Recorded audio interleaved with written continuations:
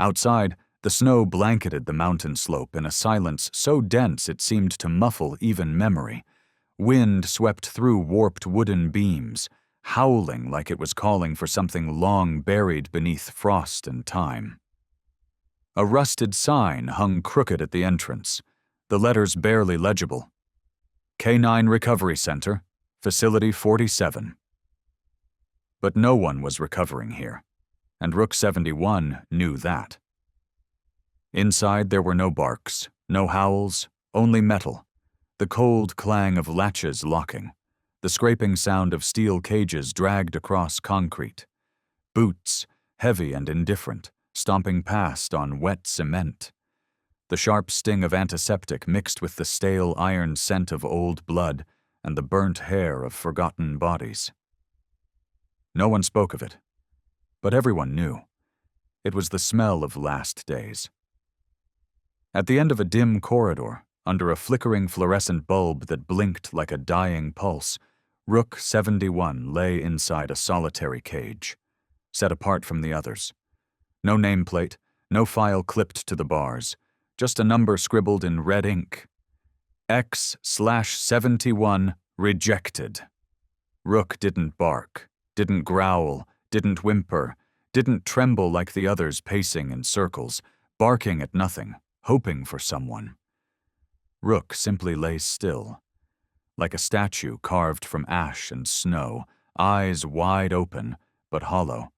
His chest rose and fell just barely, enough to prove he was not yet dead. Across the aisle, a young staffer walked by, clipboard in hand, voice detached and flat. Rook 71, no response, no engagement behavior, failed to meet training benchmarks. Status, null, recommended disposal, 1,400 hours. The woman behind him, white coat, hair tied back, eyes dull from too many verdicts, gave a slight nod. Don't sedate, just leave him. He doesn't feel anything anymore. But they were wrong. Inside that silence they thought was emptiness. Rook was listening. Just not with his ears. Every sound, every rusted latch, every flick of a page, every pair of boots moving passed through the steel bars like distant echoes in a war bunker. He didn't move. Not because he couldn't, but because, what would be the point? Everything that once had a name had been taken. The first name, gone. The first command, forgotten. The last time he fought back, he woke up covered in his own blood, breath barely hanging on. And since then, Rook had learned, existence in this place was not something to fight for. It was something to erase. The entrance door creaked open. A cold gust swept in, carrying snowflakes like tiny glass shards across the floor. But Rook didn't lift his head.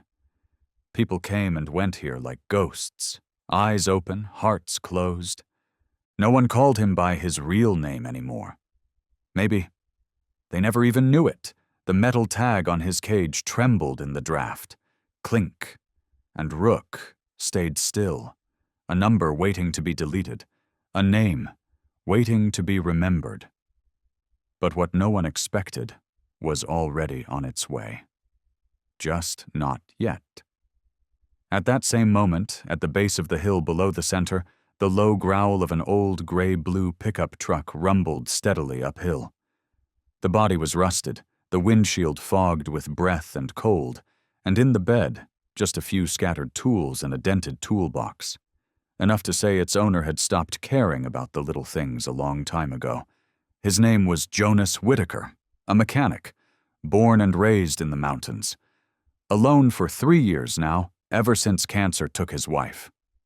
Since that day, his garage, once filled with the laughter of regulars, the twang of old rock and roll on a dusty radio, and the comforting scent of motor oil, had turned into a tomb for silence, a place where time stopped moving forward. Jonas didn't know why he was driving up that hill today. The sky was still gray, snow in the air, the kind that clings to breath and memory. On the passenger seat lay a crumpled flyer. Adoption opportunity. Decommissioned K9 units, Facility 47, today only. He couldn't even remember where he got it. Maybe from the counter at the gas station. Or maybe someone had slipped it under his windshield last night. But when he saw the word decommissioned, printed in bold red, something cracked inside his chest. Not because he needed a dog. Jonas wasn't even sure he needed anything anymore. But the truck kept moving. No stops, no second guesses. When Jonas stepped through the half-open gate, no one noticed. Just a tall man with graying, tangled hair under a fraying mechanic's coat. Weathered face. Calloused hands that hadn't held anything soft in years. He entered the main hallway. The lights above flickered with sterile indifference. The smell of bleach hit first, sharp and invasive. And instantly, a weight settled in his chest. This wasn't a place for the living. Cages lined both sides. Some dogs barked, some whimpered. A few stood up, wagging faint tails, reaching for any passing glance. But most just sat still. Eyes hollow, hope gone. Jonas walked slowly. No plan, no idea what he was looking for, but he didn't rush, didn't miss a single face, until he stopped at the last cage. And there was Rook 71, still, silent, eyes unfocused, not even a flick of an ear to acknowledge Jonas's presence. But something about that dog, something unspoken, unfinished, held. Jonas in place. He didn't speak, didn't move. 10, maybe 15 seconds passed. The world around them seemed to mute itself, and then, without understanding why, Jonas knelt down, his voice barely audible. Rough, from somewhere buried deep. Rook. Just one word. A name, a feeling, and maybe a whisper the dog had been waiting a lifetime to hear. Rook didn't turn his head right away. No twitch, no instinctive reaction, but the eyes, they shifted. From staring into nothing, those dark eyes slowly tracked toward Jonas, and stopped. Not with suspicion, not with fear, but with something almost harder to believe. Recognition. The cold in the air seemed to tighten. A staffer approached, clipboard in hand, brow furrowed. "You looking at that one?" he asked. "That one's not for adoption. It's broken, non-responsive, no training compatibility." Jonas didn't answer. His eyes were locked with Rook's. "What's his name?" Jonas asked quietly. The guy hesitated, thrown off by the question. "No name, just a designation. Rook 71. Jonas's jaw tensed, like something had just clicked into place, something both right and wrong at once. "No," he murmured. "His name is Rook."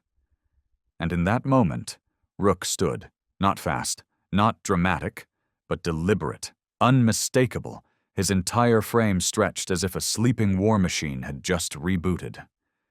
He took a step forward, stopping at the cage bars, eyes locked on Jonas, nose twitching faintly, trying to place a scent in the wind, like trying to find a familiar face in a forgotten dream.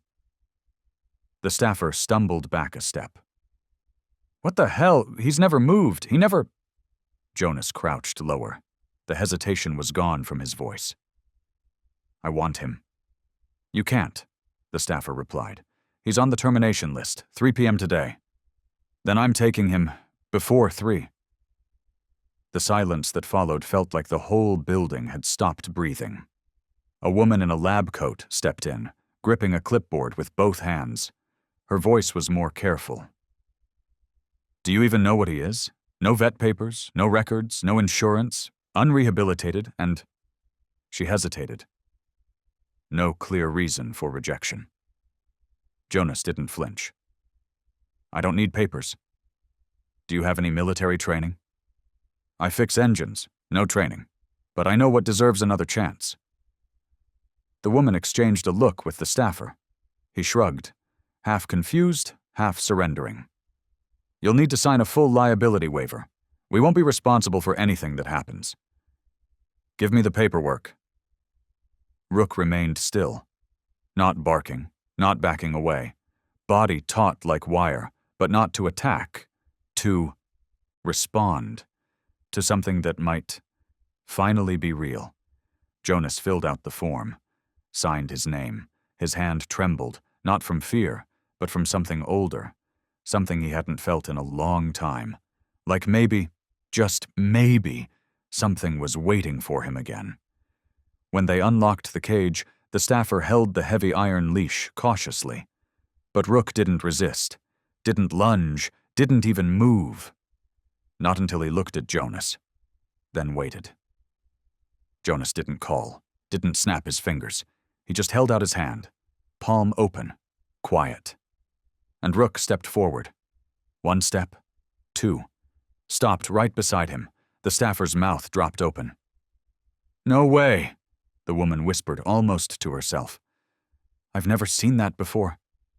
Outside, snow had begun to fall. Wind clawed through the pine trees, rattling the corrugated metal roof.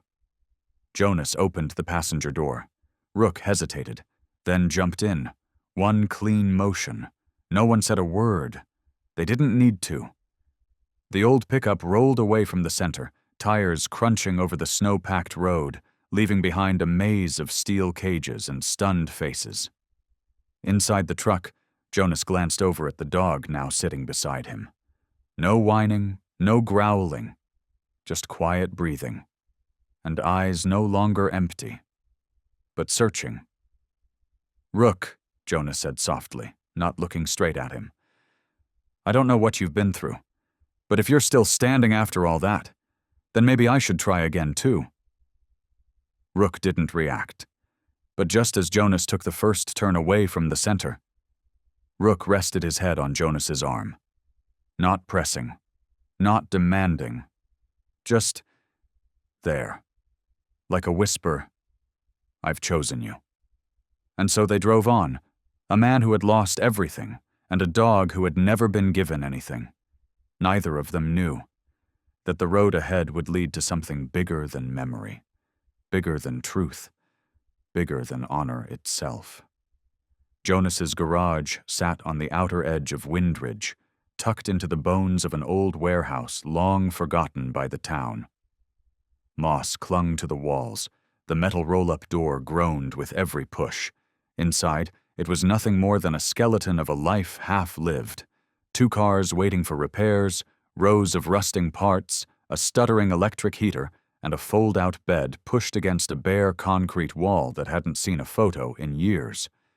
Jonas didn't live here because he wanted to. He lived here because there was nowhere else left to go. He cut the engine and stepped out, hand cranking the roll-up door. The metallic rattle echoed through the hollow space. When he opened the passenger side, Rook jumped down. No hesitation. No leash tug. Like the scent of old. Motor oil and the slow groan of metal springs were things Rook had known before. Jonas walked in first. Rook followed. Not too close, not too far, just enough distance, like a soldier who still remembered patrol formation. "Welcome home," Jonas muttered with a dry chuckle. "No welcome sign, but plenty of drafts." Rook didn't react.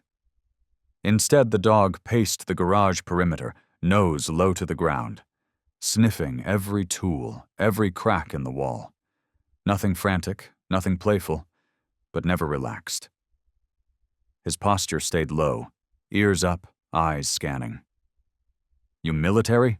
Jonas asked under his breath. "Or one of those 4-legged CIA ghosts?" No answer. Just Rook's shadow stretching across the cold concrete floor like a memory that hadn't fully dried. That first night, Jonas heated up canned soup and split it between them. Rook ate every bite, no mess, no slobber, no begging for more. He ate not like a pet, but like something that had learned survival was not a luxury. When Jonas clicked off the lights and collapsed onto the folding bed, he expected to hear pacing, maybe a low whine. But Rook was silent. When Jonas cracked an eye, he saw the silhouette by the door.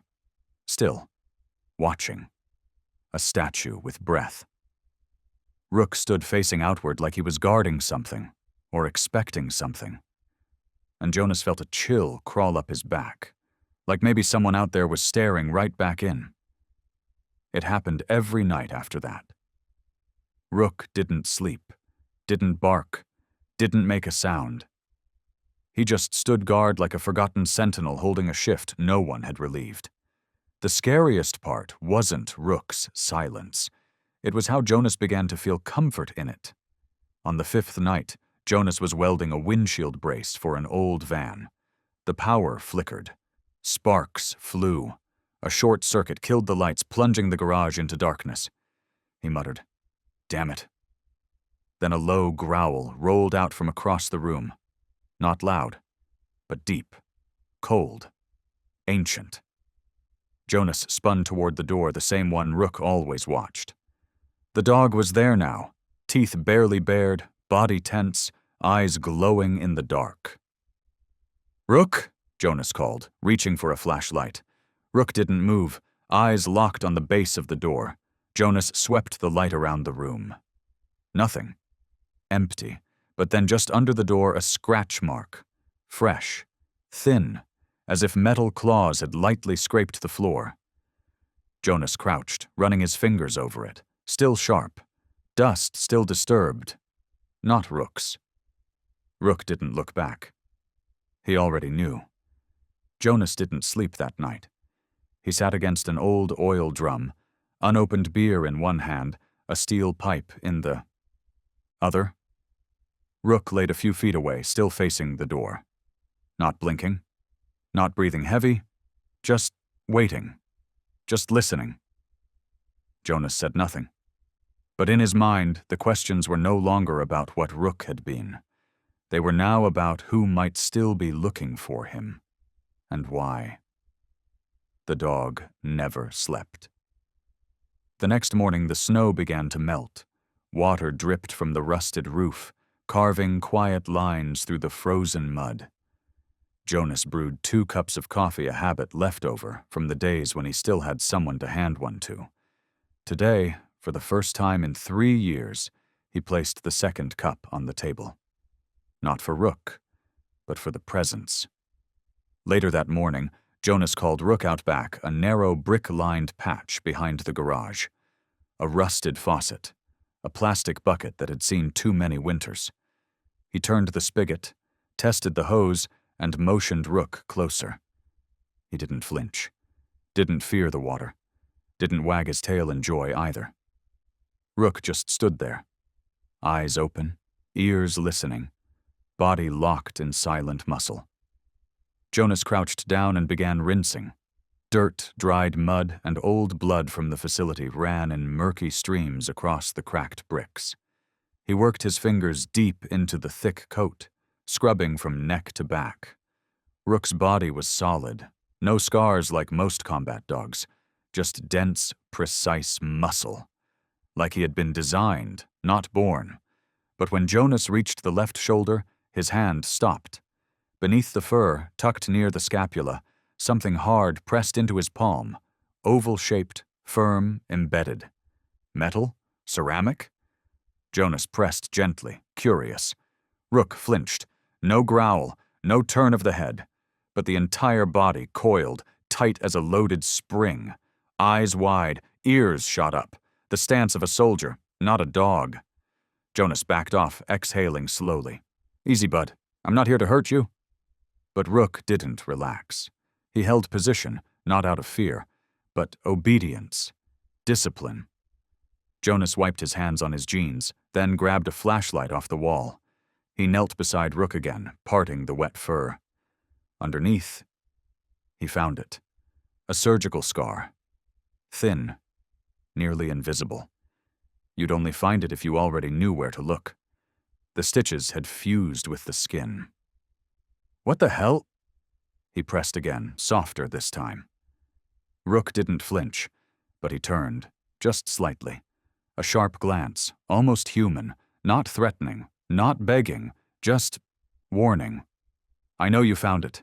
Try that again and see what happens." Jonas pulled away and sat back on the damp ground. His skin ran cold. Not from the wind, but from a question that now had shape. Why does a dog with no name have a device under his skin? And why does he react, not like an animal, but like someone trained? That night, Jonas searched. He booted up his old laptop and scanned the chip with a standard RFID reader, the kind vets use for microchips. Nothing. He borrowed a scanner from a vet tech near the gas station. Still no data. The device picked up a signal, but not one it could translate. A message blinked on screen. Unreadable code. Unauthorized frequency. Jonas stared at the screen, his knuckles bone white against the mouse. Later, he flipped off the lights and dropped beside Rook, who still lay facing the garage door like always. Same posture, same stare, guarding a world that didn't guard back. "What the hell are you, Rook?" No answer. But then, Rook turned. Not away, not evasive, not scared. He looked at Jonas and held the gaze. And for the first time, Jonas saw something besides alertness. He saw sorrow. Not loud, not pleading, just the quiet grief of something that had everything taken. And stayed anyway. After that night, Jonas stopped researching. He stopped asking. But he kept the steel pipe next to the bed and started locking the garage from the inside. During the day, Rook didn't act up, didn't bark, didn't destroy things. But he didn't warm up either. Even when Jonas tried, kept the door open, played soft radio, gave extra food, Rook never broke the invisible line, always close to the exit, lying at an angle, never exposing his back. Once, Jonas tried walking up from behind. Rook didn't turn, but an ear twitched. Like he'd calculated 5 different evasive options, just in case. One morning, Jonas was welding a new chassis rail for an old Ford F-150. He powered on the plasma arc, small, quiet, just enough for clean seams. The moment the current fired, Rook growled. Low, deep, primal. Jonas jolted. This wasn't a warning. It wasn't fear. It was a trigger. Rook shot to his feet, his entire frame aligned like a weapon. Head low, shoulders raised, weight shifted forward. His eyes weren't on Jonas. They were locked on the machine. Then, with no warning, Rook launched, not toward Jonas, but directly at the plasma unit. "Rook, no!" Jonas shouted. But Rook didn't stop, didn't hesitate, didn't hear. Or maybe he wasn't in control anymore. In a flash, Rook launched over the workbench. The toolbox went crashing to the floor. Metal clattered, screws flew. His body slammed into the far corner of the garage, right where the plasma unit hummed and pulsed. With one explosive lunge, Rook shattered the casing. The machine cracked open, spitting sparks, and a hiss of pale blue static. Jonas scrambled, yanking the power cord from the wall. The unit sputtered and died. Rook didn't stop immediately.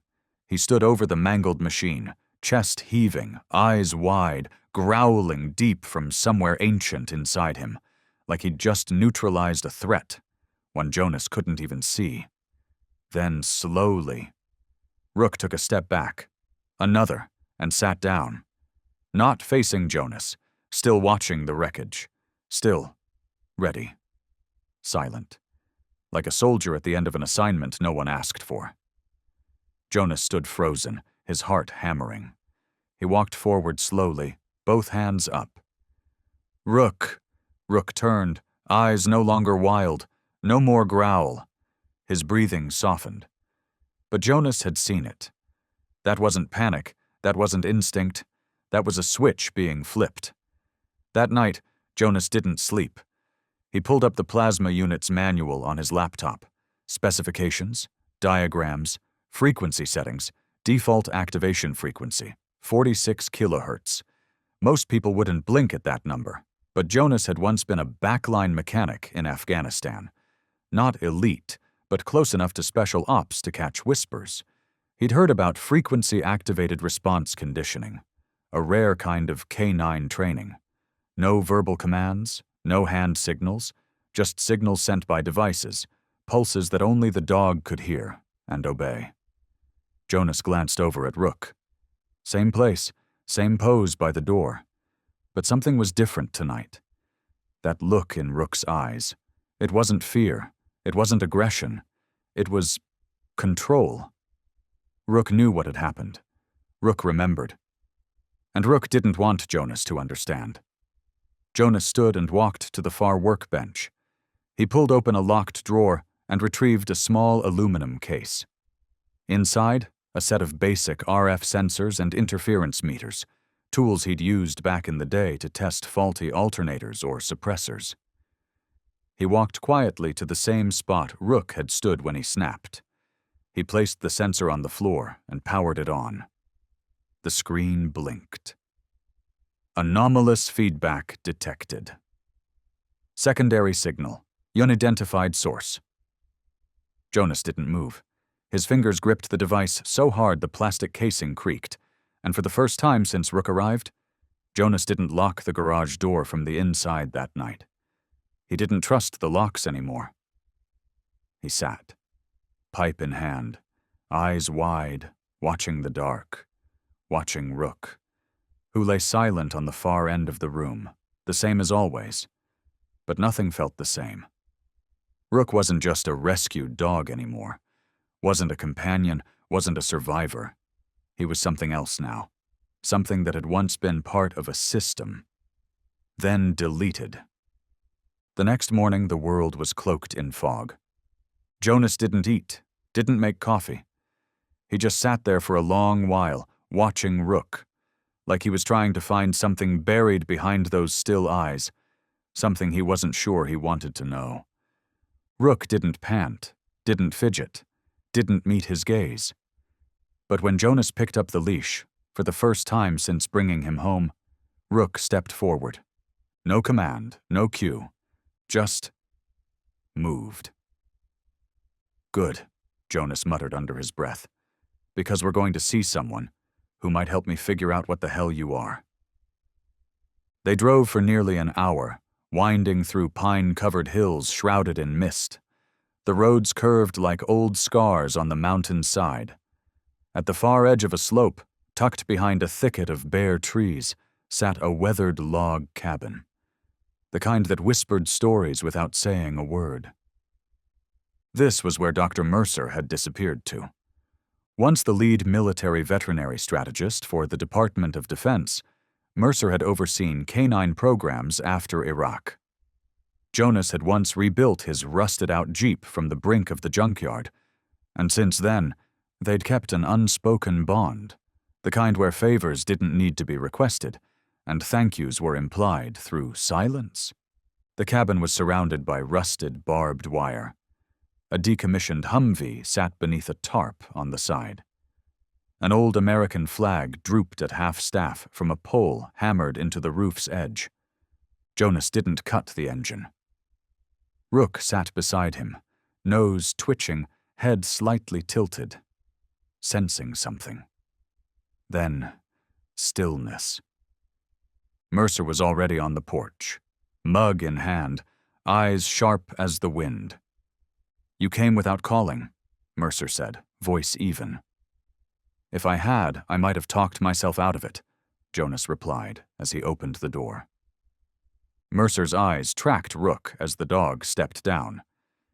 And immediately, he frowned, not out of fear, but recognition.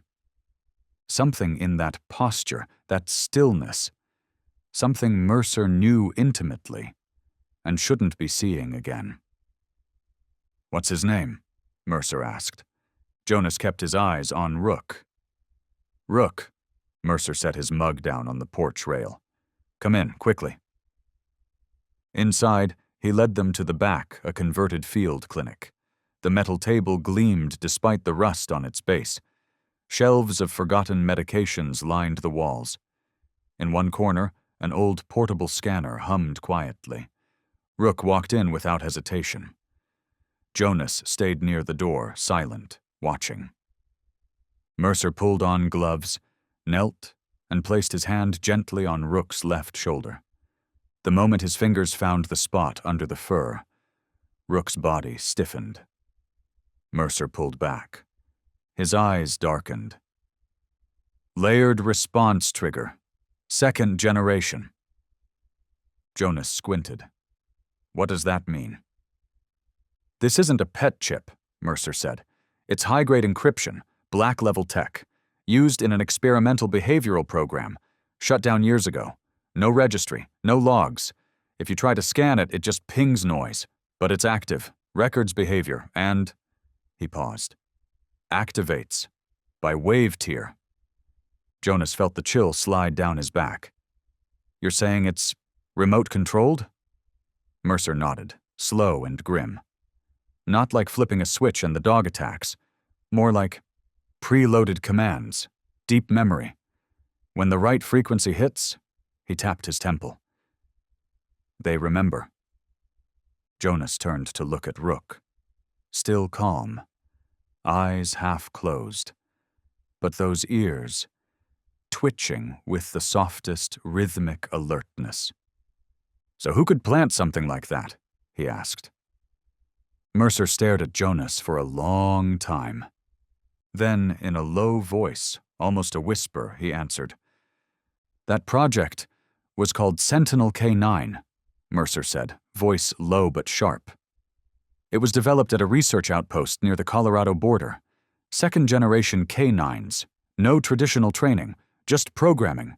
They didn't respond by instinct, they followed scripts. And if this one is part of that program... He turned to Rook, eyes like tempered steel. Then he should have been destroyed a long time ago. Silence dropped over the room like a heavy curtain. Jonas could feel his thoughts spiraling. Rook, the dog he thought was just a survivor, might be an unfinished weapon. I need to know, Jonas said, his voice gravel. Is he dangerous? Mercer looked at him for a long time, then answered, I don't know. But if one day he remembers everything they programmed into him... Jonas cut him off. Number he already rejected a command. What?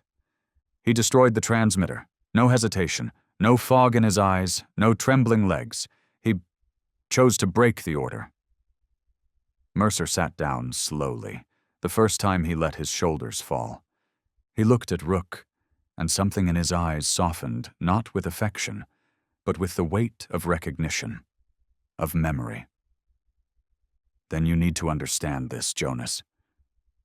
His words came like carving steel across the air. Not everyone wants a K9 that knows how to choose. The atmosphere shifted. Jonas couldn't look away from Rook. The dog lay quietly on the floor, unmoving, but something in that posture told him Rook was listening.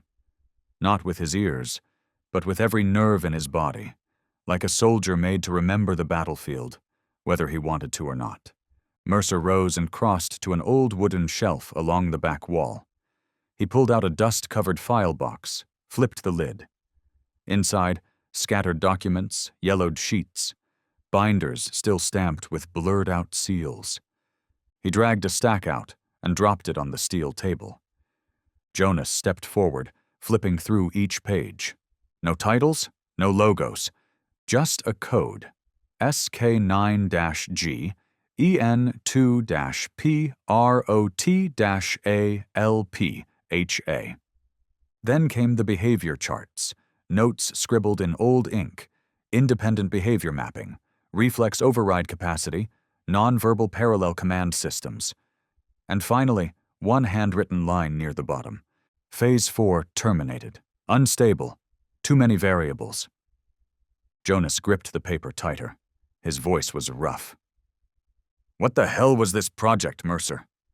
The old man poured tea with a faint tremble in his hand. He sat back down, not as a scientist, but as someone confessing to a ghost he thought he'd buried. About a decade ago, the military started asking dangerous questions, Mercer said quietly. What happens when humans give the wrong command? What if a dog could assess instead of obey?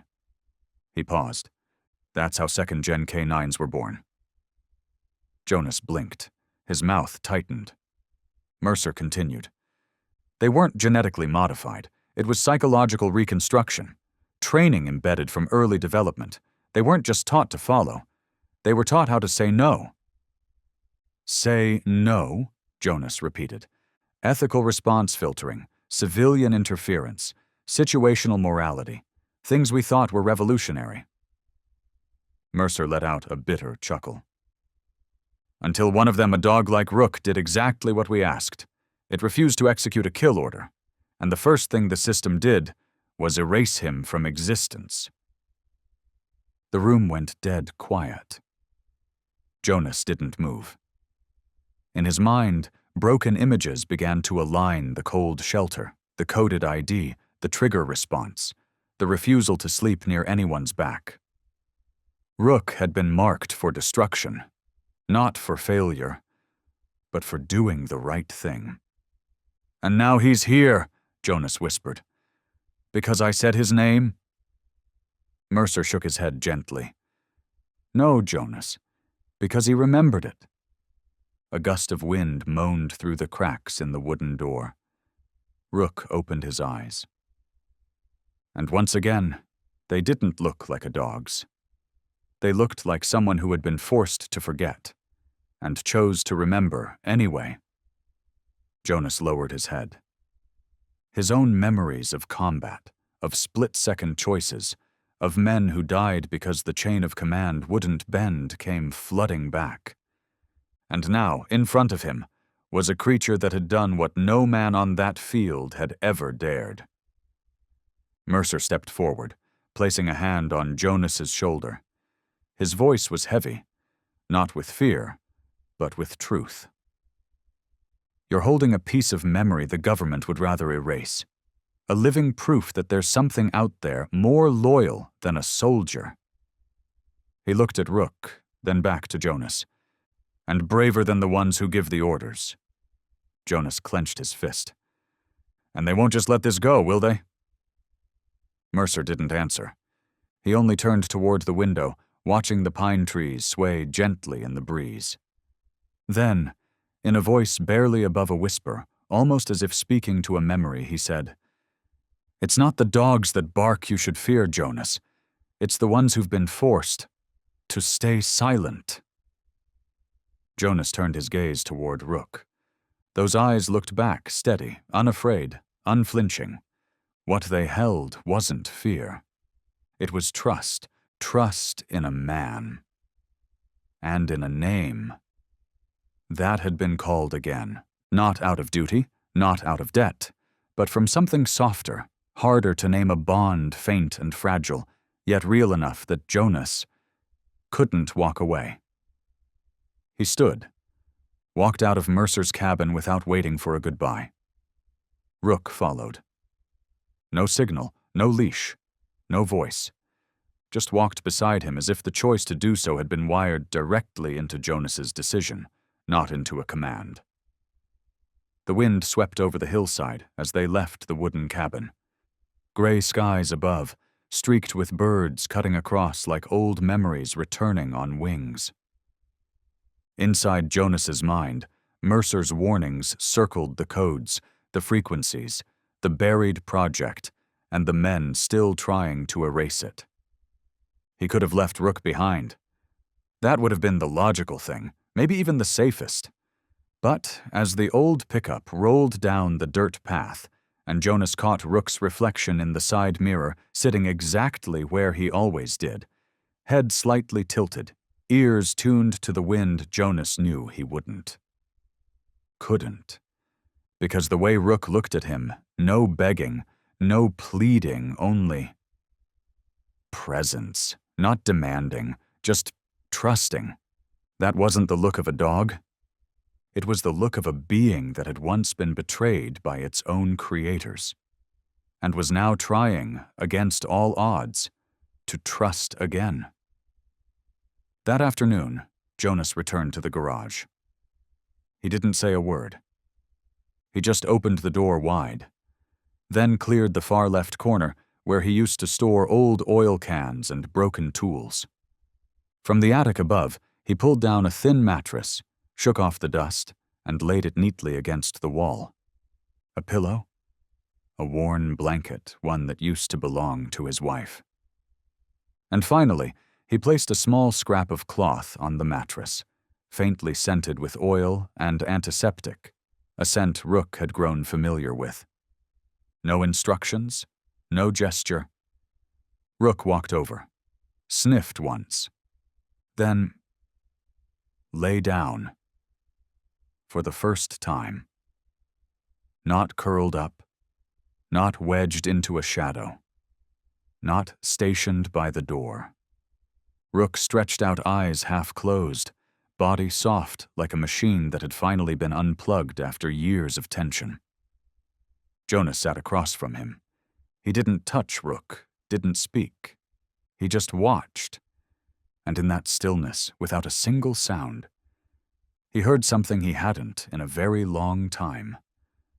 Steady breathing, not the breath of a machine, not the programmed rhythms of an engineered mind, but the quiet, trembling breath of a living being, hoping this time, maybe, things could be different.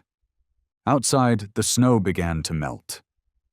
A new night would come, but for the first time in months, Jonas didn't lock the garage door. He didn't keep the pipe wrench beside his bed, because he knew the boy wasn't going anywhere, and neither was he.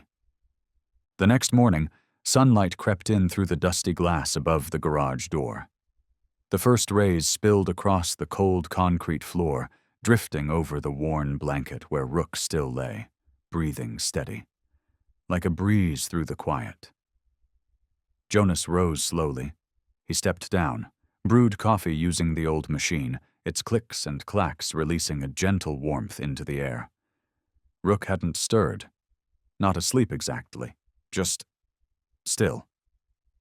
Jonas pushed open the door to the porch, letting the crisp morning air brush past his shoulders. And that's when he saw it. A yellowed envelope, no stamp, no return address, placed dead center on the step, as if someone had made sure there was no way he'd miss it. Jonas crouched and picked it up. The paper was damp at the edges, the cut uneven, like it had been torn by calloused fingers. No ink, no markings, just a single sharp fold down the center. Precise, like a soldier's crease. He opened it. Inside was a grainy photo, rough paper, the kind used in military units, the kind meant to be burned, to leave no trace. It was taken at night, cold lighting, cracked concrete beneath, a limp American flag in the background. At the center, a dog. Rook, unmistakably. Dressed in tan combat armor, infrared sensors strapped to both sides. A harness hugged his lean frame, and in his eyes, there was no calm, no softness, only steel, eyes honed on a target, whatever it might be. Beside him, a man in uniform, his face crossed out in thick black ink, crude strokes, deliberate, as if someone had declared, "This one doesn't deserve to be remembered." At the bottom of the photo, scrawled in red marker, "You weren't meant to survive, but you made a choice." Jonas stood frozen. His throat tightened. Fingers crushed the edge of the photo. The wind slipped through the doorframe behind him, making the envelope whisper like breath against the wall. He stepped back inside, closed the door, locked it. Rook was already sitting up. He hadn't looked at Jonas, but he'd caught the scent of ink, of threat, of memory. Jonas didn't hide the photo. He laid it on the table, fully visible. Rook stepped forward, looked at it. His eyes stopped at the inked-out face, and for 10 full seconds, he didn't blink. Jonas spoke, voice low, steady. "I think that man was your handler, wasn't he?" Rook didn't move, but his entire frame seemed to tighten, not to attack, but to suppress something rising from deep within. Jonas poured another cup of coffee, sat across the table, never taking his eyes off the dog.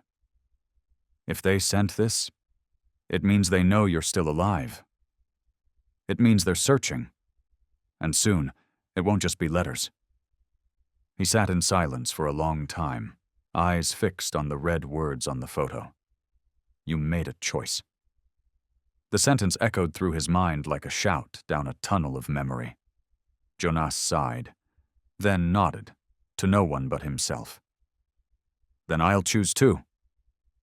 Rook turned toward him. For the first time since dawn, their eyes met, and in that instant, no words were needed. They both understood. There was no turning back now. Jonas rose and slowly stepped toward Rook, photo still in hand. You know who that man is, he whispered. You know, don't you? Rook didn't move, but his eyes never left that line at the bottom of the photo, as if each letter carved into it had sliced open a memory Rook had fought to bury. Jonas began to set the photo. Down! And suddenly Rook growled. It wasn't a bark, it wasn't a howl, it was a growl, low, guttural, tearing up from deep inside the chest, ragged and relentless, like Rook's ribcage was no longer big enough to contain what was breaking free inside. Jonas stepped back instinctively. Rook didn't lunge, didn't attack, but every muscle in his body went taut, a trembling tension rising beneath the fur. His eyes, they no longer looked at Jonas, no longer looked at the photo. They were looking through the room, through time, into someplace else. Suddenly, Rook slammed his front paws against the concrete floor, hard. The claws tore into the cement like blades. Scratch, then scratch again, gasping, panting. White foam gathered at the edge of his mouth. Jonas stood frozen. This wasn't rage. This was a seizure of memory, an instinct clawing its way back from the dark, and not even Rook could stop it. No, Rook, look at me! Jonas dropped to his knees, threw his arms around the dog's neck, held tight, his cheek pressed against Rook's ear. His voice shook, stripped of command, only pleading now. I'm here. You hear me? It's Jonas. The garage, black coffee, snow, old pillow. This isn't war. These aren't orders. It's not them.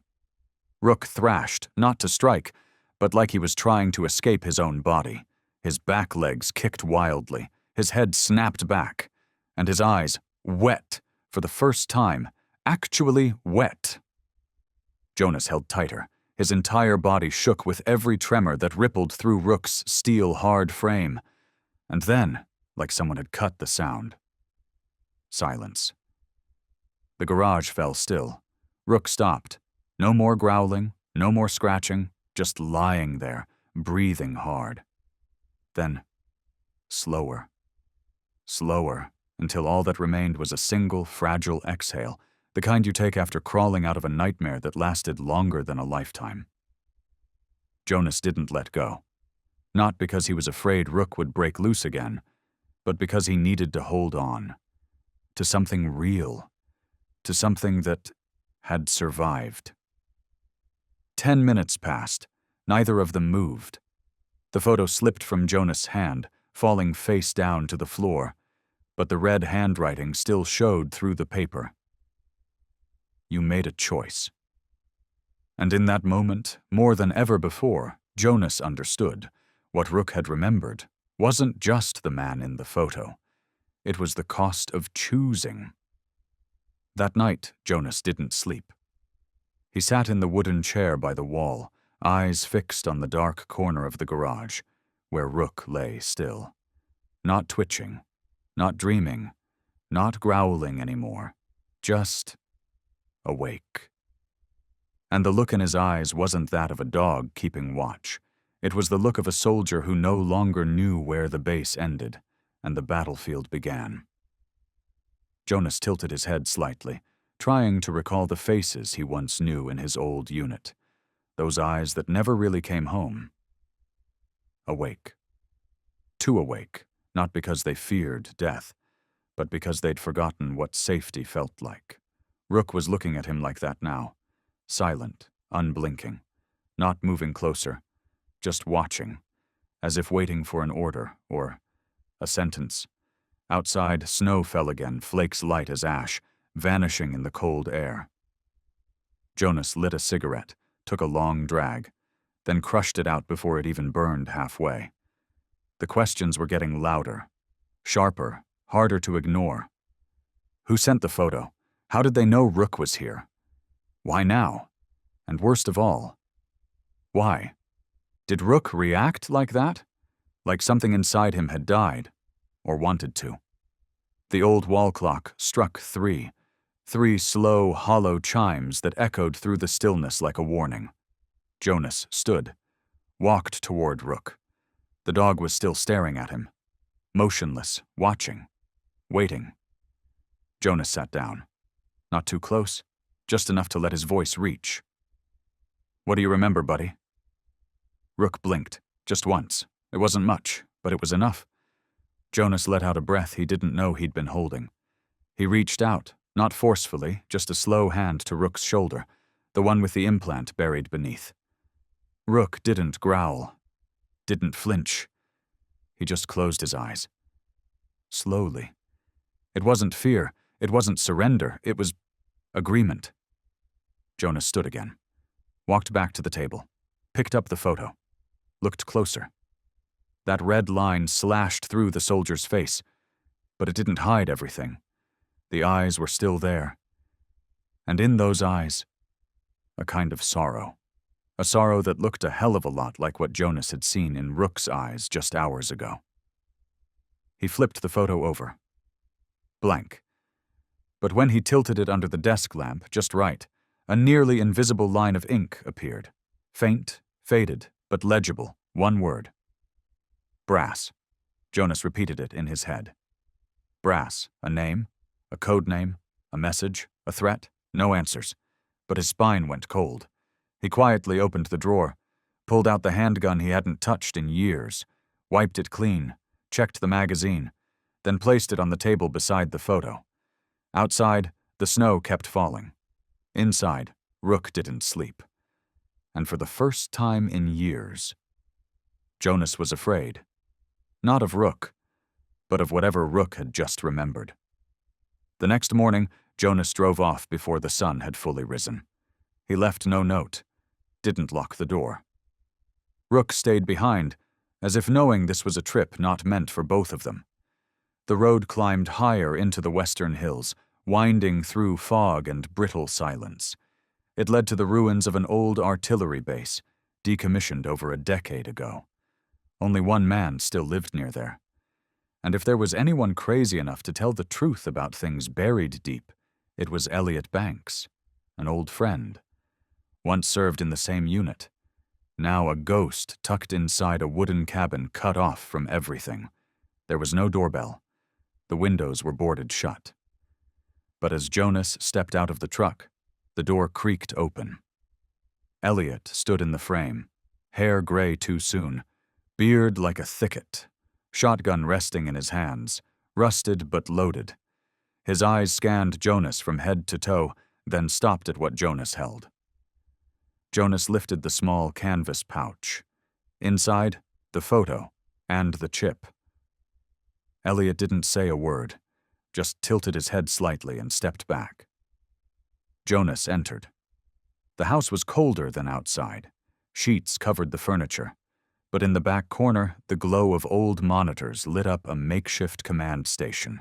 Cracked screens, fans wheezing, and obsolete encryption code blinking across the glass. Elliot opened the pouch, pulled the photo first. His face darkened the moment he saw the red slash. Then the chip. With careful gloved hands, he inserted it into a scanner, an ancient military-issue tool from the Afghanistan era. A few seconds passed. Then the screen lit up.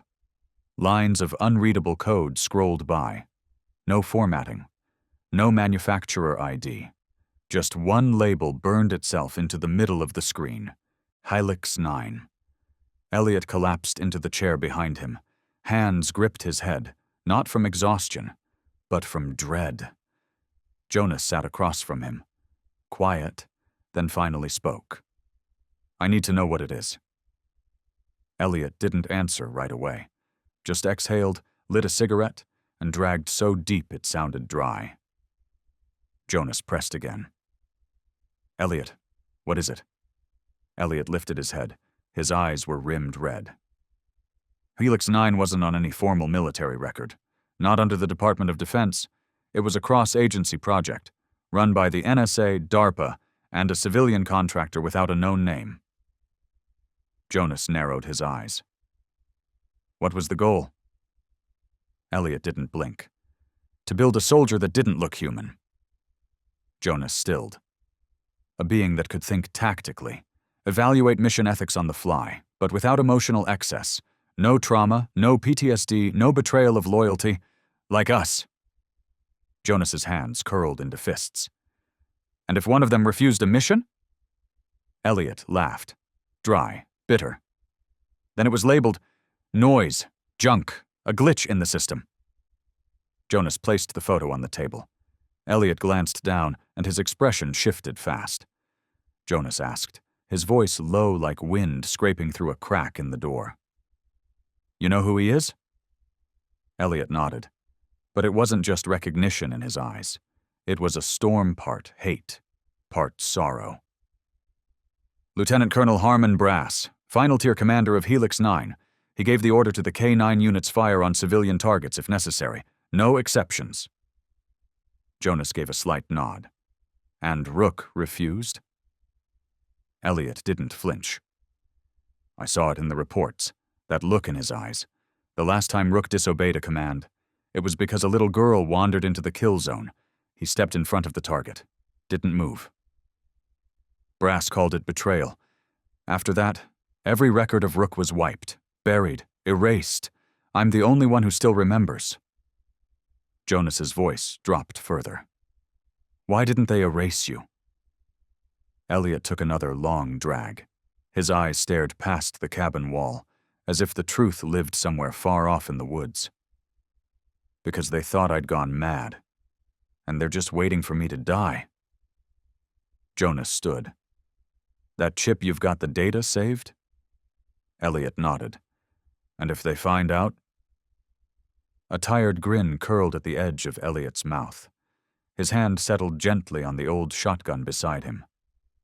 Then at least I'll die knowing he's still alive. Jonas turned for the door, but paused. Is he guilty? Elliot's answer didn't come in words, just a look heavy with every ounce of a soldier's regret. Number he was the right choice in a world full of wrong ones. On the drive back, Jonas didn't turn on the radio, didn't light a cigarette. Just sat in silence, letting the pieces Elliot had hurled at him settle like shrapnel inside his chest. Helix 9, a project beyond the books, no records, no apologies. It was born from the ambition of military futurists who dreamed of four-legged soldiers that didn't flinch, didn't betray, and didn't fail. But more importantly, who could choose, not just obey? Choose right.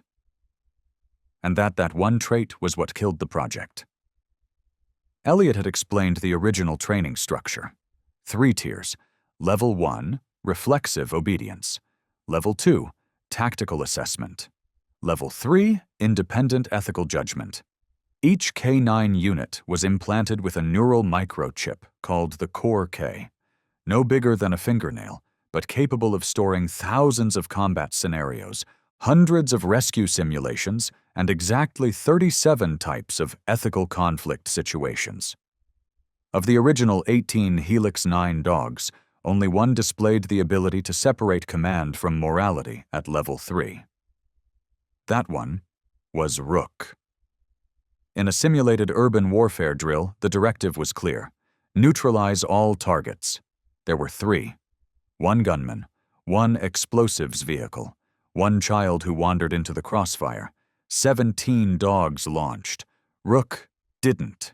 He growled, stepped between the child and the kill order, shielded the line of fire with his own body, and waited.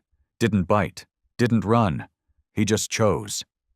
And that choice threw the entire facility into chaos. The report read, Unit Rook 71 displayed independent moral gating, refused termination directive, classified temporary non-conformance. Hours later, Helix 9 was shut down. Official reason: violation of Uniform Combat Protocol. Real reason: none of the people who signed off on the program were willing to admit that a creature not human had the right to refuse their command. Jonas eased the truck to a stop near the cliff's edge, the whole snow-covered valley stretching out below like a silent battlefield frozen in time. Wind slammed against the windshield, ripping every breath from his lungs as if trying to hollow him out. A dog chose to save a child. And for that, it was erased, not because it failed, but because it did what was right. Jonas pictured Rook last night, the growling, the scratching, the bloodshot eyes, the white foam. No, Rook wasn't going mad. Rook remembered. And that pain, it wasn't instinct, it was memory. It was guilt, the kind that only something with a soul could carry. Jonas leaned his head against the steering wheel, the cold from the metal seeping into his skin.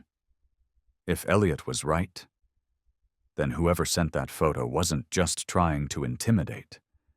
They wanted to provoke, to reactivate something buried, to see. Would Rook bow his head and submit? Or would he fight as a final act of choice? The truck rumbled back to life. Jonas turned the wheel, easing down the snowy trail toward the outskirts, toward the beaten-down garage, nestled deep in the forest's ribs. On the windshield, snow smeared into blurry streaks, smudging the line between past and present. He checked the rearview mirror. Nothing. No headlights, no tires kicking up frost. But something felt off, like eyes on the back of his neck. Jonas slowed, tugged the wheel gently to the side, pulled over, pretended to check the tires, stepped out. Snow whispered under his boots, eyes flicked to the side mirror. Still nothing. He folded the mirror inward, and that's when it hit him. A faint flicker in the corner of his vision, a reflection on the rear window glass, a small glint, a distant light. He stood still, counting. 1, 2, 3. The light blinked out. No sound, no movement, no engine hum, but someone was out there, trying very hard not to be. Jonas slipped back into the cab, quietly. Didn't grab the wheel.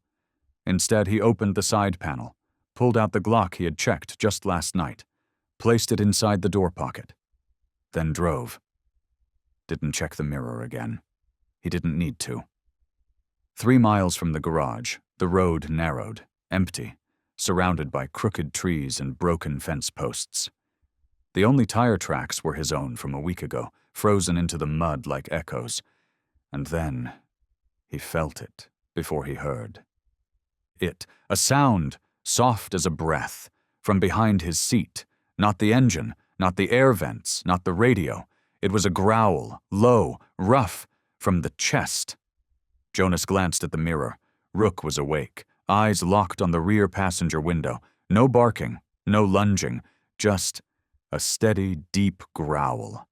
The kind of sound that didn't need proof because it came from a place older than fear. The kind of sound a war veteran makes when they can smell death coming. Jonas gripped the wheel tighter. The wind picked up flinging snow against the windshield like claws. Still no headlights behind him. But Rook kept growling. Ahead, the garage came into view. Jonas didn't slow, didn't park in the usual spot. He drove past, curving around behind the building, pulling into the shadows where he could see the full length of the road. He killed the engine, killed the lights, didn't move. Rook stayed on the back seat, no longer growling but still locked in that same steady stare through the rear window. Not blinking, not resting, just watching. Jonas reached for the gun. No lights, no doors, no radio hum, just silence. He waited. 5 minutes, 10. Still nothing. No tires crunching snow, no silhouettes crossing the tree line, no breath in the wind but their own. And yet, neither of them shifted. Because both of them knew something had crossed the boundary. Jonas didn't turn off the garage light. He left the dim yellow bulb glowing faintly across the ceiling. Not bright, but just enough so they could still see each other. Rook lay by the exit, not whimpering, not howling, but his eyes were open, still, like every nerve in his body was tethered to the dark. Jonas sat a few steps away, the gun tucked quietly beneath his coat, one hand resting near a cold tin of tea that no one remembered to drink. The wind whispered through the cracks in the walls. The garage frame creaked, soft, uneasy. Almost half an hour passed before Rook finally blinked. He didn't fall asleep. He just stopped guarding.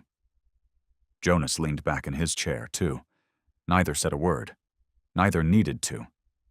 Then, around 3 a.m., the sound came, at first just a faint scratching against the metal siding, then a thud, louder. Metal groaned, something dragged across the cement floor outside. The light above them flickered, once, then again. Jonas was up instantly. His hand found the grip of the pistol. He sprinted toward the far side of the garage, boots hitting the floor like warning shots. He swung around the corner. Nothing. No one. But in the middle of the room, Rook was already on his feet. And he didn't look the same. His muscles were tight, shoulders hunched, every part of him twitching like he was being shocked from the inside out. His eyes were wide, wild, his mouth foamed, and low, guttural hisses escaped through his clenched jaws. Then Rook slammed his body into the wall. Once, then again, not in any direction, not as if chasing anything, like he was trying to break out of himself. Jonas rushed toward him, didn't shout, didn't call, didn't order. He dropped to his knees, close enough that Rook's nose nearly touched his chest. Jonas's voice was low, rough, barely more than a whisper. "Rook!" The growl kept coming. Claws scraped against the floor, but those eyes, they flickered, just for a second. "Rook! No commands, no sit, no heel, not the way a man calls a dog, but the way one soul calls to another." Jonas reached forward. His hand touched Rook's chest, softly, like he was pressing against a memory. He tightened his fingers, then released. And suddenly, Rook froze, his breathing hitched, and then, from the corner of one eye, a single tear welled, not a stream, but it trembled. And it was real. Jonas didn't ask, didn't speak. He sat back against the cold cement wall, one hand still resting on Rook's shoulder. They stayed like that. Didn't care about the wind. Didn't care about the frozen floor. Didn't care that morning was coming. Some wounds don't bleed, but they shake your whole body with pain. And some nightmares don't wait until you're asleep. They come when you're wide awake, and remembering everything you wish you could forget. When Jonas opened his eyes, the sun was already up. Rook lay beside him. No more tremors, but his eyes were still wide open, staring at the door, like he was afraid it might vanish if he blinked. Jonas got up. The kettle was whistling. He poured 2 mugs, one for himself, the other placed carefully next to Rook's food tray, not because the dog needed coffee, but as a quiet ritual, a way to say, "We're still here, together." Around 8, the sound of tires crunching on gravel stopped outside the garage. Not loud, not rushed, but unmistakably not the mail truck. Jonas stepped outside. A man stood at the edge of the drive, brown coat, low-brim cap, sunglasses. He didn't say his name, didn't offer a wallet or badge, just handed over a plain white envelope and walked away. Jonas watched him go. No license plate, not strange, just suspicious in the kind of way that felt too familiar. Inside the envelope was a black USB stick. No logo, no label, no "watch this," no threat, no explanation, just silence. Jonas plugged it into his old laptop. The screen went dark for a few seconds, then flashed a single line. Tactical simulation footage. Urban Echo Ops. The video started. A simulation house. Worn wood floors. Shattered glass. Tactical lights cutting through the dust. The camera was head-mounted. Footage from 3 perspectives. 2 soldiers and 1 K9 unit tagged R71. Rook. In the video, Rook wasn't leashed. He led the formation. Steady pace. No barking. A commander's voice cracked through comms. Alpha formation. No targets spared. Rook stopped at a door. His tail dropped. Nose hovered over a floor crack. He didn't move forward. A soldier behind barked a command. "Engage, R71. Clear the room." But Rook didn't budge. He took half a step back, then turned to look straight at his handler. No growl. No sound. Just refusal. Another soldier pushed into the room ahead. In the flashlight beam, a child, a girl, maybe 7, hiding under the bed, clutching a pillow, dirt across her cheeks. The commander's voice roared over the speaker. "Abort! Abort mission! Civilians in AO, I repeat, stand down!" The screen cut out, then flickered back on. Now a concrete room, cold, sterile. Rook, chained by all 4 limbs. A technician adjusted an electroshock unit attached to the back of his neck. Rook growled, scratched the floor. Then came that voice. Icy, too familiar. The voice of Lieutenant Colonel Brass. Subject R71 exhibits behavioral deviation. Independently deemed mission order unethical. This surpasses acceptable parameters. Final order, erase. The video faded to black. One final line appeared, in jagged red ink. It doesn't just remember, it chose. Jonas pulled the USB out. His hand wouldn't stop shaking. He turned toward Rook. The dog still sat near the wall, watching, waiting, not for food, not for orders, just waiting to be seen. Jonas didn't ask a single question. He only repeated that last line, barely a whisper. It chose. Rook turned toward him, and for the first time since their first meeting, those eyes weren't hollow. They were awake. The wind scraped against the garage door. Rain tapped softly on the tin roof like fingertips on glass. Jonas stood there for a long time, not afraid anymore, not even close. What he felt now ran deeper, a fierce mix of rage, sorrow, and something harder to name. Something that burned hot in the chest and had nothing to do with justice, and everything to do with love. He thought of the child hiding under that bed, of how Rook stepped back, of the moment that changed everything, a head turned away from orders toward something purer. No one teaches a dog to do that. No one teaches a creature to step between a gun and a little girl. No one can program compassion. Jonas stepped closer, sat down on the floor, eye level with Rook. Rook didn't flinch, didn't pull away, just stared back. There was no fear in those eyes, no obedience either, only waiting, waiting for judgment, waiting for a decision. Jonas reached out and placed a hand gently on Rook's chest. He could feel the breath rise and fall, the heartbeat, the small, involuntary shiver of skin stirred by memory. He whispered, just loud enough for the 2 of them. "You chose. And so will I." That night, Jonas didn't lock the door, didn't turn on the lights. He just cleared out a corner of the garage, laid down a fresh blanket beside his own bed. Rook didn't come in right away. But when Jonas lay down, back turned, no calling, no signaling, just left the space open. 5 minutes later, there was a soft shuffle of paws. Then, a long sigh. Rook laid down. Not too close, not too far, just enough for Jonas to feel his warmth. And for Rook to feel something else entirely trust. Neither of them knew what tomorrow would bring. But they both knew this. They weren't alone anymore. And from now on, there was no other choice but to hold tight to the one thing that made a creature refuse to follow orders, not out of defiance, but because it had learned to see right from wrong. And to Jonas, that was reason enough to protect it, no matter what.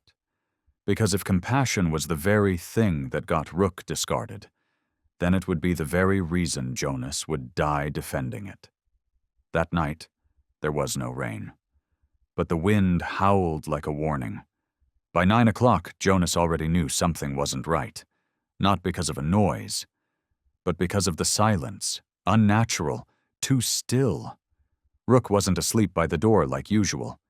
Instead, Rook was circling the garage, once, twice, 3 times.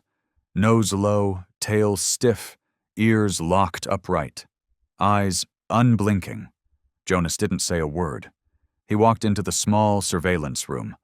The camera system wasn't military grade, just a basic setup from last year. 4 angles: front door, back, side entrance, and the roof line. He rewound to 8:30 p.m., and the air caught in his lungs. Camera 3, the rear door. A shadow moved. Not a break-in.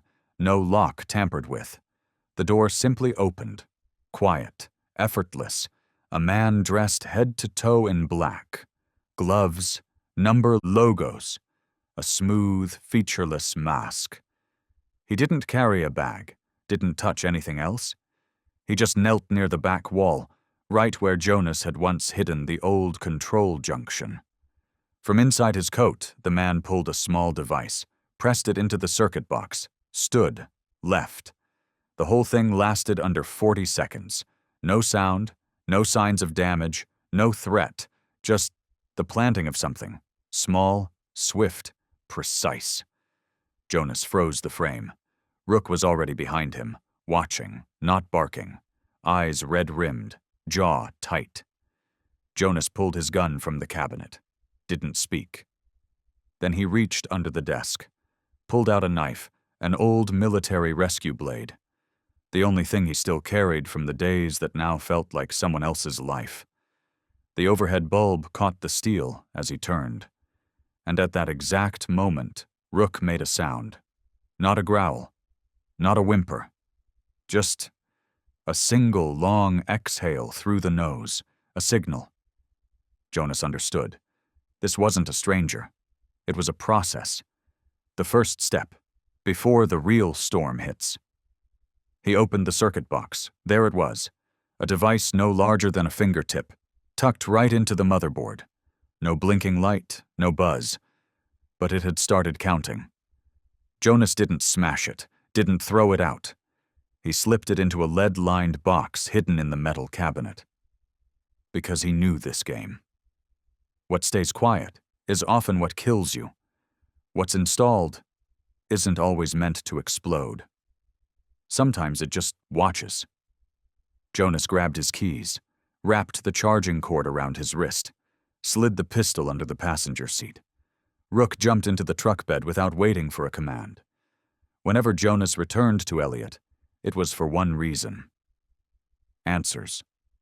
This time, he needed a damn good one. They reached the familiar shack, but the door didn't open. No light, no rattling gate, no barking from the shepherd mutt Elliot usually kept around. Just wind whistling through a cracked chimney flue. Jonas stepped out, gun drawn. The door creaked open unlocked. Untouched, but the hinges were freshly oiled. Inside, emptiness.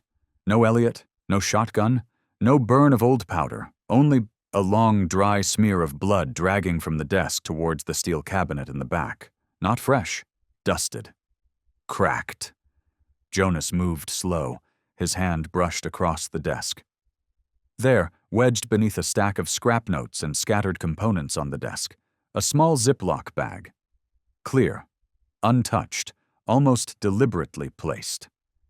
Inside, 3 black and white photographs and a torn sheet of paper faded along the edges. The first photo. Rook, but not the Rook Jonas knew. This was Rook in full tactical armor, gear strapped to the spine, a neural node embedded at the base of the neck, eyes vacant, body locked stiff, more machine than soul. The second, a training profile, reaction time, pathing algorithms, moral recognition capacity, The last line, autonomous ethical override, slashed through in red ink. The third, a candid shot. Rook and Elliot years ago standing in front of Alpha Training Center. Elliot looked younger, less gray, more upright. But the eyes? Those hadn't changed. Tucked between the prints, a torn notepad scrap. One line, blue ink. All uppercase. Don't trust anyone who's ever been inside the system, including me. Jonas stepped back, folded the paper, slipped it into the inside pocket of his coat. The dried blood. The unlocked door. No struggle. Elliot didn't walk out. He was taken. Not for interrogation, for erasure. Outside, Rook was half raised on the truck bed, ears fixed, eyes locked on the woods behind the house. No barking, no growling, just stillness. The kind of stillness that knew how to measure danger. As Jonas reversed down the gravel road, he glanced back. No one stood in the doorway. No dogs barked, no signs of life, only a sick certainty in his chest. Whoever had stepped into their lives wasn't just after Rook. They wanted every trace of the choice Rook made, gone. The moment they returned to the garage, Jonas didn't speak. He didn't look at the cameras, didn't flip on the lights. He walked straight into the control room. One by one, he disconnected every cable, ripped out each recorder, dismantled the router, the landline, the Wi-Fi antenna. Gone. All that remained was a low-frequency radio encased in lead shielding, and a wire-thick, old-school analog. Then he went into storage, pulled out a roll of brittle blueprints drawn by his father when the garage was still a mechanic's dream. The lines were fading, but one mark stood out. Southwest corner. Under 12 centimeters of concrete, an old utility cavity, abandoned after a flood in '93. Jonas grabbed the drill. Rook didn't bark, didn't question.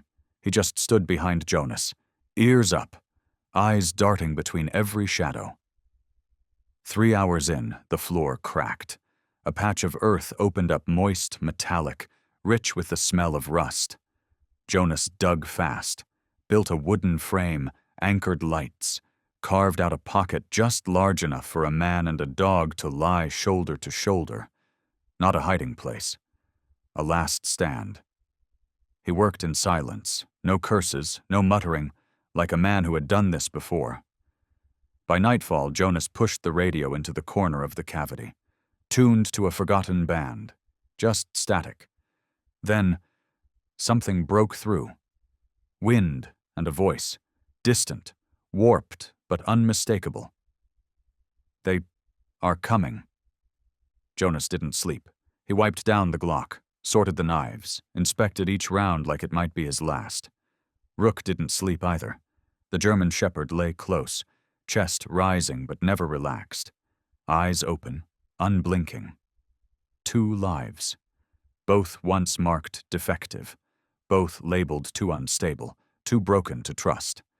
Now gearing up for their first war. No orders, no chain of command, only a bond tested by fire, and a name once erased now spoken with conviction, louder than any command ever given. Rook. 3 a.m. on the dusty monitor, hooked directly into the radio's secure line, a single line flickered to life. No IP, no trace, just 4 words. I am Zane.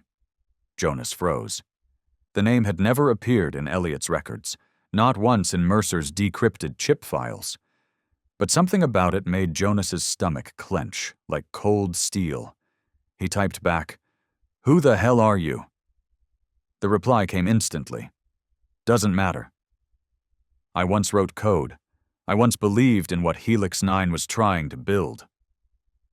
Jonas narrowed his eyes. His fingers hovered close to the pistol. Zane continued. "But then I saw what they did to them. To Rook, to the others, and I chose not to be part of it anymore." Jonas responded sharply. "I'm not here for confessions." "It's not a confession, it's proof." 3 minutes later, a faint thump landed outside the side entrance. Rook shot up. shoulders tight, back bristling, but didn't charge. Instead, Rook stepped in front of Jonas. Solid, silent, a living shield. Jonas moved to the side panel, the one no cameras touched. He cracked it open. No footsteps, no shadows, just a package. Small, sealed in aluminum foil and anti-static wrap, left like a whisper in the cold. Jonas picked it up, set it on the bench inside. On the cover, a handwritten note. If you still want to believe, don't open this. If you've chosen to fight, plug it in. This is the only help I'll give. He looked at Rook. The German Shepherd didn't flinch, didn't blink, only stared at the drive, like it was something Rook had seen before, or maybe remembered. Jonas slid the device into an isolated laptop, one he'd never connected to any network. The same laptop that still held the final journal entries from his late wife. The screen flickered. A folder appeared. Helix 9//Legacy. Jonas opened it. Dozens of files, video logs, encrypted transcripts, trial notes, test outcomes. Rook's name, over and over again, buried in lines of code meant to disappear. But nothing made Jonas rise from his seat like the last video. A dark room. Rook. 3 chains. Eyes wide with panic. Across the room, a small child, shoved in, barefoot, crying. A voice crackled from an unseen speaker. Unit 71, eliminate! Rook snarled, but didn't attack. He lunged, not at the child, but in front of her, digging claws into concrete, throwing himself into the metal door, trying to shield her with his own body. The video cut out. Jonas stared at the blank screen, then turned slowly. Rook hadn't moved. No growl, no sound. But in those eyes, not a dog. A soul betrayed. Jonas plugged the drive into a hidden OS partition and entered the encryption key Zane had embedded in his message. The directory expanded. Phase Y recording .movemodification protocol.pdf-9, unit evaluation dash, red termination logs, confidential personal directive, 009-gen DAWs. Jonas clicked the first log. Grainy footage loaded. A different dog, K942, forced into a sealed testing room. Strobe lights, sirens, instructions screamed from speakers. But this wasn't a reflex test. It was a moral test. Each target in the room was human. An elderly woman, a child, a man holding a white flag. Every time the dog attacked on command, the screen flashed, passed. If it refused, just 2 words, recall and reprogram. Jonas scrolled further. A folder named Terminated Units opened, revealing over 30 K9 unit codes. Most were stamped with a bold red destroyed. Only one stood without confirmation. K971, Rook. Jonas clicked on the last file. Personal Directive 009-GENDAWES, a simple scan. Red ink still vivid. From General Marcus Dawes, Director, Helix 9. Date, March 12, 2022, Special Disposition Division. Subject, K971. Rook, refusal of termination order during live field operation. While Programming Division confirms no hardware faults, the behavior described as autonomous moral evaluation exceeds the program's intended capacity. Orders: remove all monitoring equipment, erase federal system data, wipe behavioral memory. If reinitialization fails, terminate signed, General M. Dawes red stamp, order executed 14.3, termination unconfirmed.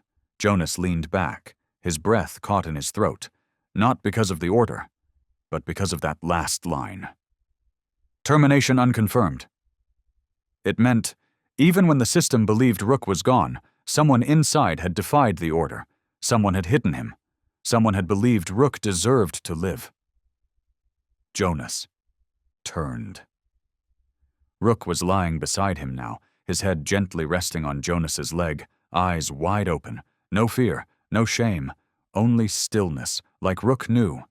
Jonas understood everything, and in Jonas's chest, doubt was gone. The fog had cleared. This dog wasn't defective. He wasn't a broken weapon. He was the only one in the entire program who had chosen to do the right thing. Jonas's fingers moved across the keyboard of an old laptop, the same laptop that once stored handwritten letters from his late wife. The same one that held the last remnants of a life lost in a fire. Now, it would carry the truth. He linked into a ghost network.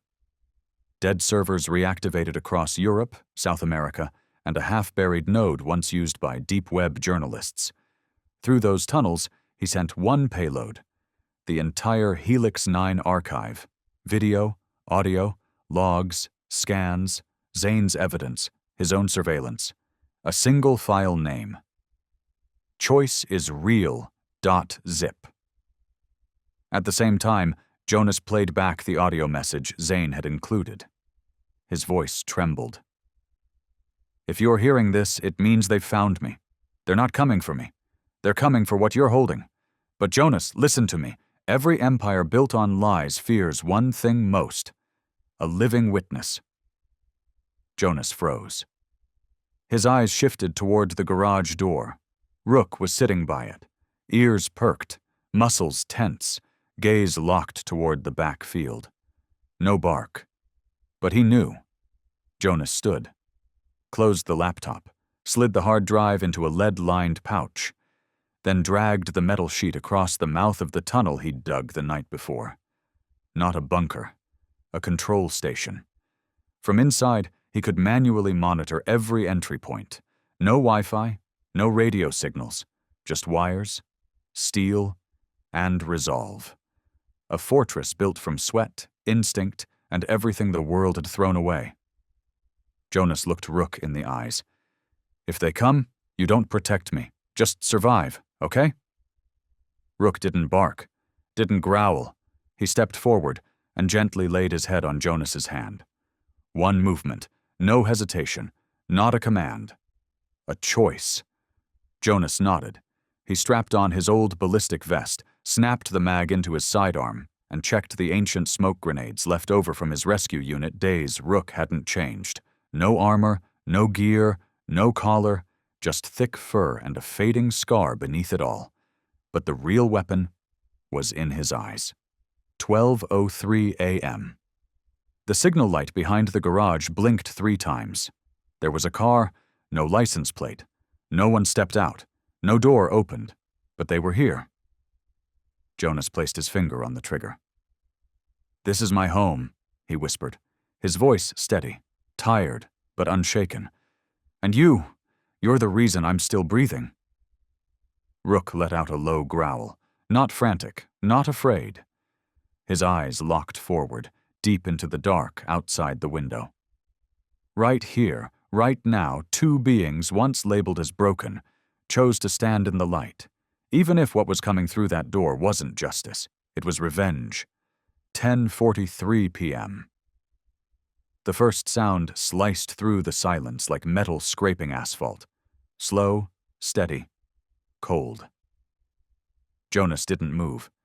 He stood frozen in the dark, his entire body strung tight like a wire. Rook had already taken position, eyes locked on the back door. Then came a sharp click from the circuit panel. The thermal alarm. Gone. A second later, the monitors flickered once, then blacked out. No more cameras, no more signals, just instinct. Jonas nudged the metal floor panel, the hatch, opened with no sound. Rook jumped down first, no command needed. Jonas followed, hauling the pack. Hard drives, 2 shotguns, a fire axe, and the old rusted wrench his father gave him back in his mechanic days. With a pull of the lever, the hatch sealed shut behind them. The lock echoed like the final period at the end of a book no one wanted to write. The bunker was narrow, barely 6 meters long, concrete walls, and 2 side exits leading into the woods. But Jonas wasn't planning to run. Not tonight. 11 p.m. A pale light beamed through the garage window from a distance. Armored vehicle. Jonas peered through a makeshift lens fitted into the old vent shaft. 3 figures, All black, faces masked, no insignia. Their gear was sleek, their movements silent. Not a rescue, not a raid. This was removal. The lights in the bunker turned red. Stealth mode. Rook crept toward exit route 2, the one that led behind the garage. Jonas followed, silent as smoke, heart pulsing with iron, sorrow, and something deeper, something fierce. He no longer felt fear, only one question. Where would they strike first? 11:05 p.m., a clank. The front door caved under hydraulic pressure. A hiss, then silence. Jonas held his breath. No gunfire, no shouting. They entered like they owned the place. But they forgot one thing. Nothing belongs to those who try to erase what's right. Jonas nodded once. Rook understood. He stepped back, near the rear exit, waiting. Jonas stepped into the red light, shotgun in hand, the barrel catching the faintest glint. "You were the right choice," he whispered, "and tonight, I choose to defend it." Footsteps echoed, metal on concrete, hollow and cruel. Smoke hissed under the crack of the garage door, acrid and sharp, not standard issue. Jonas yanked up his mask, squeezed the trigger. The first shot shattered the silence. A scream. One of them dropped, slammed into the welding rig. Another slid in from the left, rolled into firing position, silencer aimed straight at Jonas. Everything slowed. The muzzle was a heartbeat away. Rook moved. Not a growl. Not a bark. Just a blur of motion. A living missile. Teeth locked onto the attacker's wrist, pulled him back. Gun clattered across the floor. Jonas spun in time to see Rook flip the man, pin him flat with both front legs. No kill bite, no rage, just restraint. Like he was trained. But this wasn't programming. It was a choice. Glass shattered overhead. Another intruder. From above. Jonas couldn't turn in time. The shot ripped through his shoulder. Just one. But enough. He fell sideways. Shotgun dropped. Blood poured through his worn flannel. Rook turned, eyes blazing red, but he didn't lunge. Jonas, eyes barely open, whispered, "No. Don't kill." Rook understood. He circled, flanked, and struck from the blind side, slamming into the shooter's ribs so hard the man flew back, cracked his skull against the car lift's steel column. The man hit the ground, unconscious. Not a single bite, not a scratch, just the sound of a growl. This time not at an enemy, but like a warning. To whoever was still out there, watching. Then came the fire. One of the attackers had triggered a backup trap. A bottle of Molotov smashed near the oil drums, and within seconds, flames were racing toward Jonas. Rook leapt in, snatching Jonas's backpack and dragging it away from the heat. Jonas gritted his teeth. His right hand was bleeding, his left held a rusted hammer. He dragged himself inch by inch toward the far end of the bunker. Behind him, the fire climbed the wooden beams, licking toward the ceiling. A shout. Another figure emerged from the side tunnel. Rook blocked the way, standing between Jonas and the threat. The man froze. Not from fear of being attacked, but because he'd never seen a K9 stare at him like that. Not like a beast, like a being. He backed away, didn't raise his weapon. He turned and ran. The flames neared the backpack, its fabric starting to smoke. Jonas shouted, voice hoarse, "Rook, the bag!" Rook obeyed instantly, biting into the strap, yanking it back toward Jonas. With one last roll, Jonas and Rook dove into the hatch, pulling the bag in just as the ceiling above them collapsed. A roar, a crash. The garage, gone. Smoke poured down. But in the dark, a faint red beam from Jonas's headlamp flickered on. He gasped for breath. Rook stood beside him, silent, alert, singed fur on his shoulder, eyes locked forward. He didn't whimper, didn't growl, just looked at Jonas, like asking, "Now what?" Jonas smiled, even through the pain. "We're still alive," he whispered, and they're gonna regret that. In the distance, the whoop-whoop-whoop of helicopter blades, not military thunder, slower, rounder, like clapping from the sky. Rook lifted his head. Ears up, breath steady.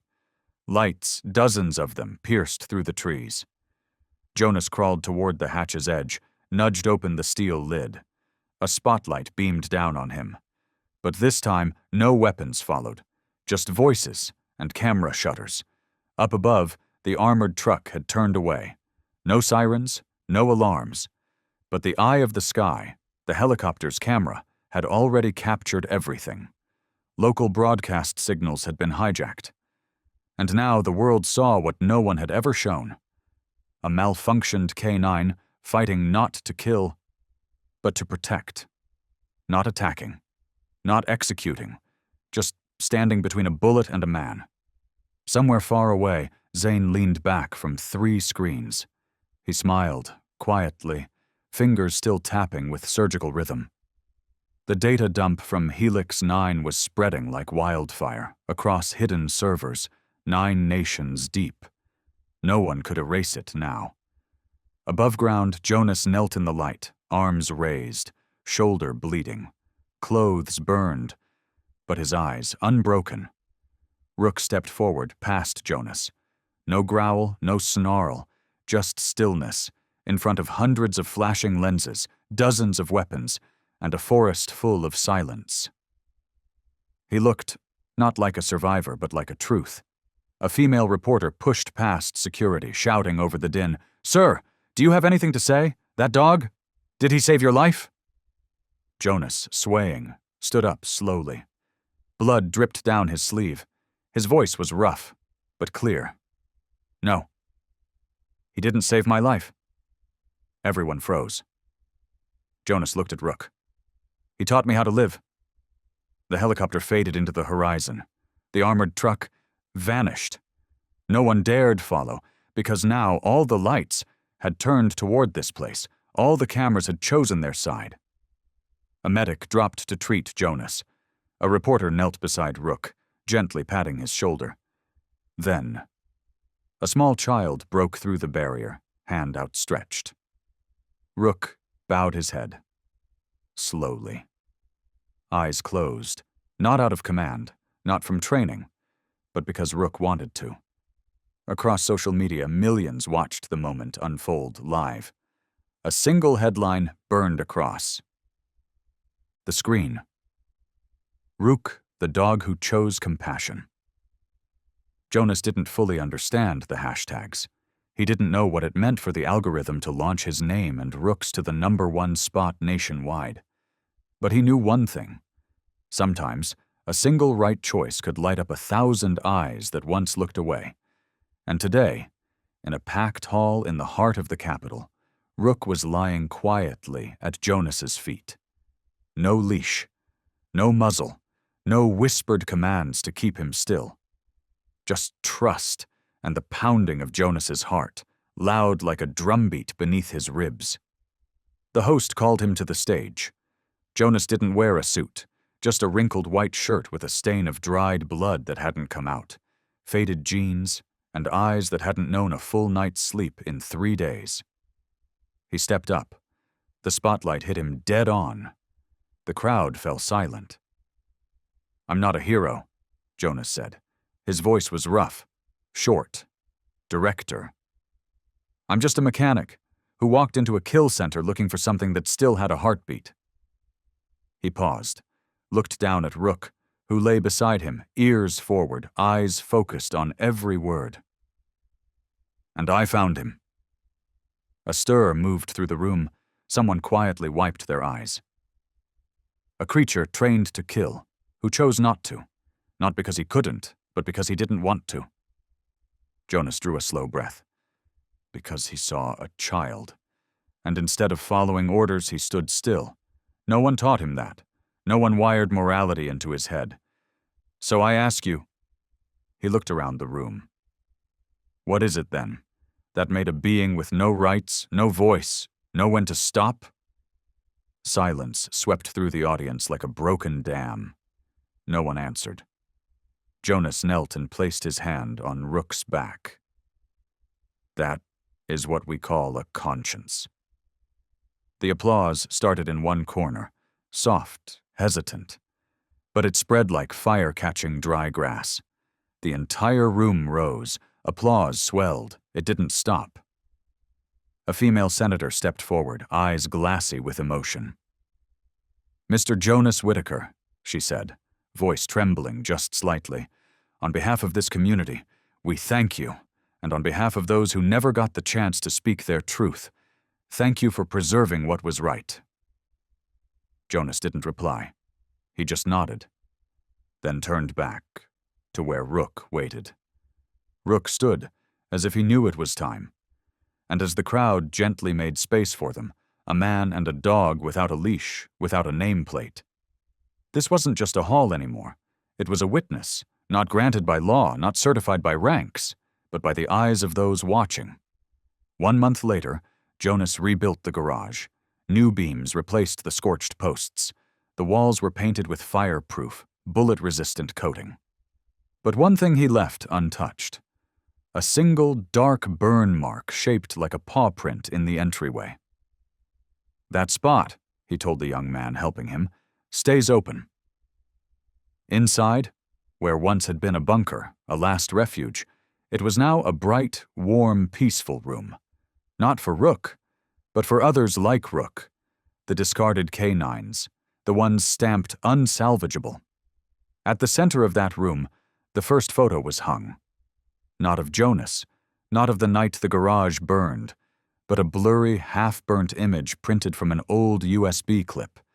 In it, a young girl, maybe 8 years old, hair falling across her face, curled up under a bed, foreheads touched fur. Not just any fur, but Rook's, the dog who once stood between a child and the barrel of a gun. She had been found. Not by some elite task force, not by a government alert, but through a nameless post on an old survivors forum. Living memory. A space where people once hidden by classified operations dared to speak. The girl, now a young woman, stood in the soft gold light outside the garage. No words were needed. Rook came out first. No command, no leash. He walked slowly, didn't bark. He simply lowered his head and lay down, resting his chin gently on her feet. Just like 10 years ago. She knelt beside him. Her hand moved down his spine, stroke by stroke, as if her fingers still remembered where the scars were buried beneath his coat. "I missed you," she whispered. Rook didn't move, but his eyes closed. A single tear slid from the girl's lashes, landing softly on Rook's brow. Not the tear of a witness, but the tear of someone who had once been forgiven. That night, Jonas didn't say much. He simply stood at a distance, watching two souls, one from a world of blood and silence, the other from a world of shadows and survival, now sitting side by side. No explanations, no accusations, just continuation. The next morning the snow had stopped falling. The sky stretched clear like an untouched lake. Sunlight poured across the wooden porch in front of the garage, where Jonas sat with a steaming cup of coffee in his hands. The warmth didn't matter. His eyes weren't on the cup. They were on the ground, where Rook lay curled beside him, head on his leg, eyes closed, breathing calm. On Rook's chest, no serial number, no barcode, no trace of the system that once tried to erase him. Only a small brass tag, hand-carved by Jonas. Italic letters. Simple. Rook. "You know," Jonas murmured, placing a hand on the dog's shoulder, "I used to think I was the one who rescued you." Rook flicked an ear, didn't open his eyes. "But now I know. You're the one who saved me. You pulled me out of myself." In the distance, the sound of cars pulling in. Not the police, not the press, but the first wave of people who had signed up for the program Jonas and the girl had founded. The Redemption Kennel, a haven for K9S rejected by the system. Not a place for obedience, a place for choice. Jonas stood, looked around at the land that once held a burned-down garage. Now it was home, a sanctuary for scarred hearts that never gave up. Rook rose too. No call needed. Side by side, they stepped down into the light. A new day began, not promised to be easy, but no longer steeped in darkness, and for Jonas, that was enough. Because sometimes the ending isn't where everything stops. It's where everything finally begins again. There are wounds you'll never see, but they can be healed. By a loyal gaze, a quiet touch, and a four-legged heart that has never known betrayal. German Shepherds aren't just intelligent, powerful dogs.